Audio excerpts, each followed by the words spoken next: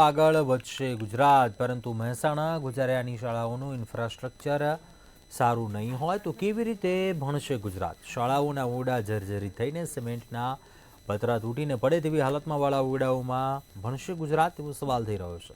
જોઈએ આ અહેવાલ. મહેસાણા ગોજારિયાની કન્યા અને કુમાર શાળાના વધુ દેખાતા ઓરડા બિનઉપયોગી છે. ગોજારિયાની કન્યા શાળામાં 333 વિદ્યાર્થીની અભ્યાસ કરે છે. કન્યા શાળામાં કુલ 14 રૂમ છે, જેમાંથી 8 રૂમ તો ખંડેર જાહેર કર્યા છે. બાકીના 6 રૂમમાં 333 વિદ્યાર્થીનીઓની અભ્યાસ કરવાની ફરજ પડે છે. કુમાર શાળામાં પણ સિમેન્ટના પતરાવાળા 16 ઓરડા છે. 16 ઓરડા પૈકી 11 ઓરડાને 2021થી ડેમેજ સર્ટી આપી ડેમેજ જાહેર કરવામાં આવ્યા છે. બાકીના 5 ઓરડામાં 195 વિદ્યાર્થીઓની અભ્યાસ કરાવાય છે. બંને શાળાઓમાં 2 પાળીમાં અભ્યાસ કરાવાય છે. 2021થી અત્યાર સુધી નવા ઓરડાની માંગણી તો કરાય છે, પરંતુ મંજૂર થયા નથી. અત્યારે ગોજારિયા પ્રાથમિક કન્યા શાળામાં કુલ 14 વર્ગખંડો છે. 14 વર્ગખંડ પૈકીના 8 વર્ગખંડો નો નો યુઝ સર્ટિફિકેટ આપણને મળેલ છે અને બાકીના 6 વર્ગખંડોમાં અત્યારે 2 પાળીમાં શાળા ચાલે છે. સવાર પાળીમાં બાલવાટિકા અને ધોરણ 1 થી 5 અને બપોર પાળીમાં ધોરણ 6 થી 8 ચાલે છે.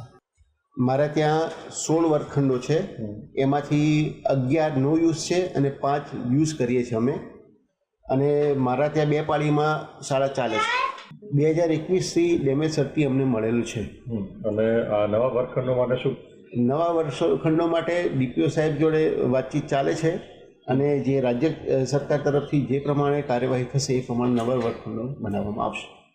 ગોજારિયા કુમાર શાળા છે, એની અંદર હાલ 8 શિક્ષકો કામ કરી રહ્યા છે અને 219 વિદ્યાર્થીઓ છે. 5 રૂમો હયાત છે, એટલે 3 રૂમોની આપણે સરકારશ્રીમાં માગણી કરેલી છે. એવી જ રીતે કન્યા શાળામાં 346 વિદ્યાર્થીઓ છે અને 11 શિક્ષકો છે. 6 રૂમો હયાત છે અને 5 રૂમોની આપણે માગણી કરેલી છે. અને જેવી આ મંજૂર થશે એવી આપણે તરત જ એને બનાવવાની કામગીરી શરૂ કરાવશું. વિદ્યાર્થીઓના વાલીઓ પોતાના બાળકોની આ જર્જરિત શાળાના ઓરડાઓ મુદ્દે રજૂઆતો કરીને થાક્યા, પણ નવા ઓરડા મંજૂર થયા નથી. હવે વિદ્યાર્થીઓની સિમેન્ટના પતરાવાળા ઓરડાઓમાં ભણશે કે સરકાર નવા ઓરડા મંજૂર કરે છે, એ તો સરકાર પર છે.